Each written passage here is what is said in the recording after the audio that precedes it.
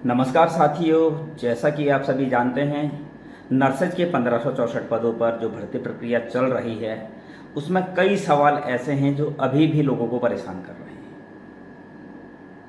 लोग आज भी उन सवालों के जवाब ढूंढ रहे हैं, लेकिन उनके पास कोई जवाब आज भी नहीं है। जैसे ओवरेज कैंडिडेट जो थे, क्या उनको इस भर्ती प्रक्रिया में सम्मिलित किया गया है, तो क्या उनको उनको चयन प्रक्रिया में भी सम्मिलित किया जाएगा? क्या वो चयनित होंगे या नहीं?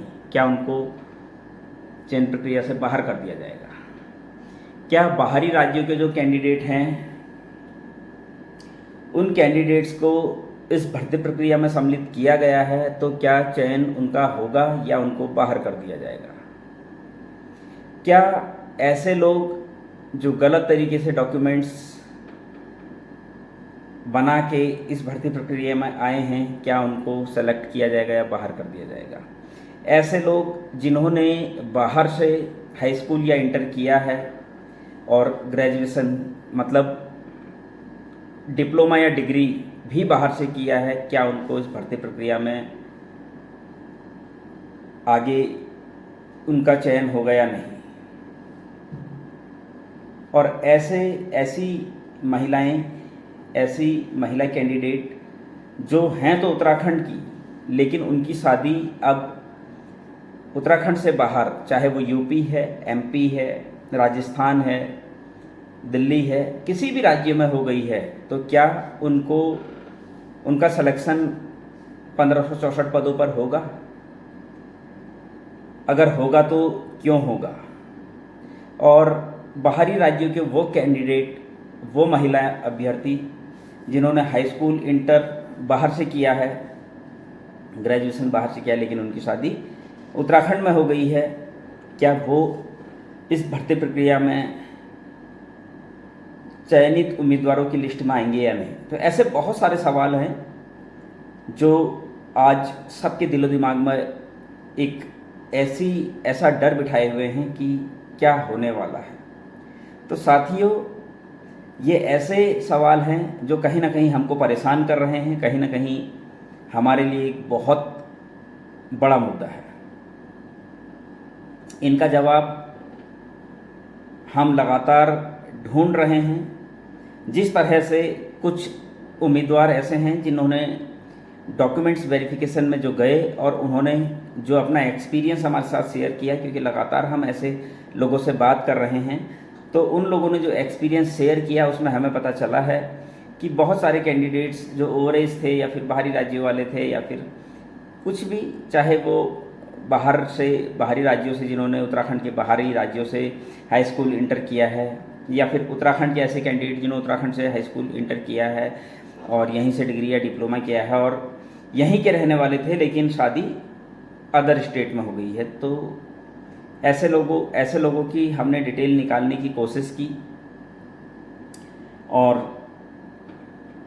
हमने ये जानने की कोशिश की कि क्या ये भर्ती प्रक्रिया में सम्मिलित करने के बाद क्या इनका चयन होगा या नहीं। तो ये बहुत बड़ा सवाल है और चिकित्सा चयन बोर्ड से भी हमने आरटीआई के माध्यम से इनकी जानकारी ली, लेकिन वहाँ से हमें जो जवाब मिला वो कहीं ना कहीं उस जवाब से हम संतुष्ट हैं भी और नहीं भी हैं इसलिए कह रहा हूँ क्योंकि चिकित्सा चयन बोर्ड ने जो जवाब दिया, भर्ती की गोपनीयता की दृष्टि से हम अभी जवाब नहीं दे सकते। मैं इस चीज़ से बिल्कुल एग्री करता हूँ, क्योंकि ठीक है, भर्ती प्रक्रिया चल रही है और डॉक्यूमेंट वेरिफिकेशन का काम चल रहा है। ऐसे में चिकित्सा चयन बोर्ड अगर वो जवाब नहीं देता है तो कहीं ना कहीं चिकित्सा चयन बोर्ड जो है वो एक जिम्मेदार बोर्ड है और उनका कहना सही है।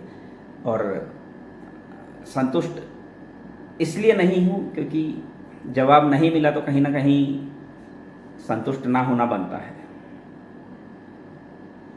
तो ये बहुत बड़े सवाल हैं और ये सवाल कहीं ना कहीं खड़े हैं। तो साथियों, मैं आप सभी लोगों से जिनका डॉक्यूमेंट्स वेरिफिकेशन हो रहा है उन सभी से एक ही निवेदन करना चाहता हूँ, आप लोग अपना जो भी आपके साथ वहाँ पर प्रोसेस हो रहा है, जिस प्रोसेस से भी आप गुजर रहे हैं, वो एक्सपीरियंस आप लोग अपने साथियों के साथ शेयर कीजिए कि वहाँ पर क्या हो रहा है, क्या आपको ऐसा लग रहा है डाउटफुल, या फिर क्या ऐसा हो रहा है जिससे कि आपको लगता है कि हाँ कुछ गलत हो रहा है, ये इस तरीके से नहीं होना चाहिए था।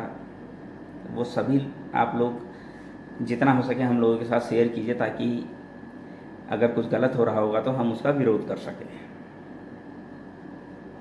चिकित्सा चयन बोर्ड जिस तरह से अभी भर्ती प्रक्रिया में बहुत ईमानदारी से डॉक्यूमेंट्स वेरिफिकेशन का काम करवा रहा है, ये कहीं ना कहीं बहुत अच्छी बात है कि चिकित्सा चयन बोर्ड चिकित्सा सेवा चयन बोर्ड कहीं ना कहीं बहुत ईमानदारी से अगर अपना काम कर रहा है, तो ये बहुत अच्छी बात है। और हमें इस चीज़ की बड़ी खुशी है कि हम जो चाहते थे कि भर्ती प्रक्रिया में कोई धांधली ना हो, ये वर्षवार नियुक्ति के द्वारा ही ऐसा संभव हो सकेगा।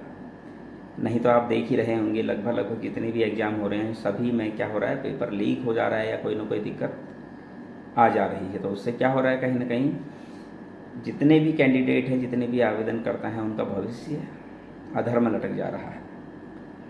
ऐसा हमारे साथ ना हो, इसके लिए हमने एक डिसीजन लिया था कि वर्षवार नियुक्ति हमको मिले, और जिसके लिए एक लंबी लड़ाई हमने लड़ी, और एक लंबी लड़ाई के बाद हम लोगों को जीत हासिल हुई, और उसके बाद ये संभव हो पाया। बहुत सारे लोग ये कह रहे हैं कि मेडिकल कॉलेज के 1400 पदों पर तो कोई बात ही नहीं कर रहा है।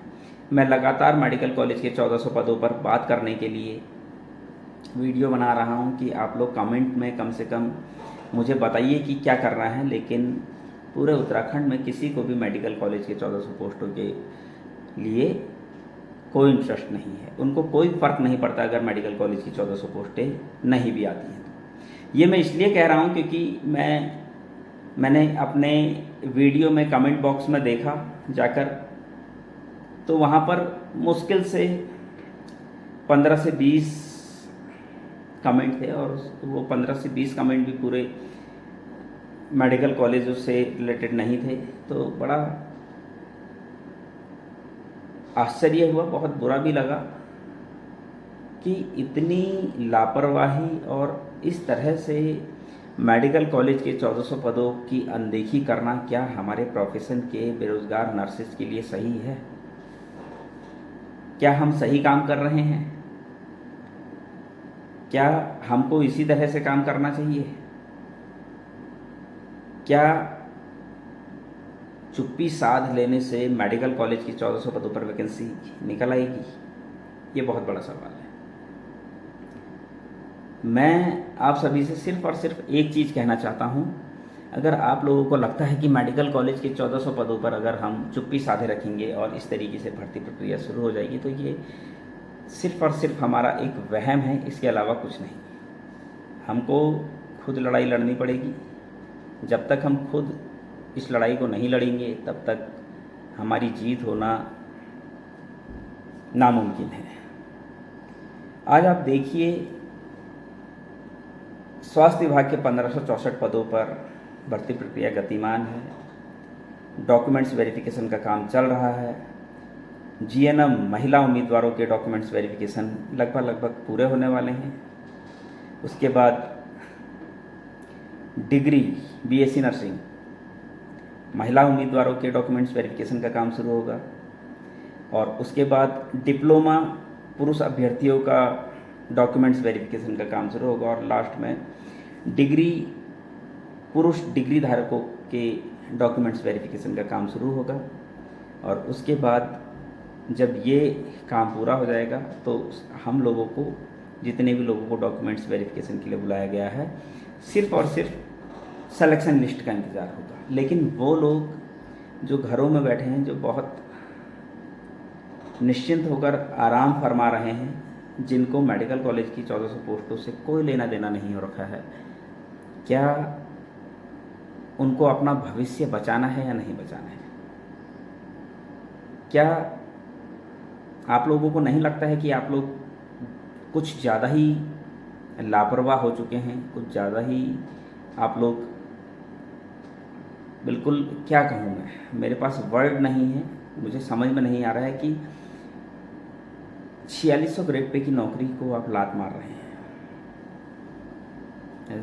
आप सोच के देखिए कि किस तरह से नर्सिंग प्रोफेशन में जितने भी बेरोजगार साथी हैं वो कितने असंवेदनशील हो चुके हैं।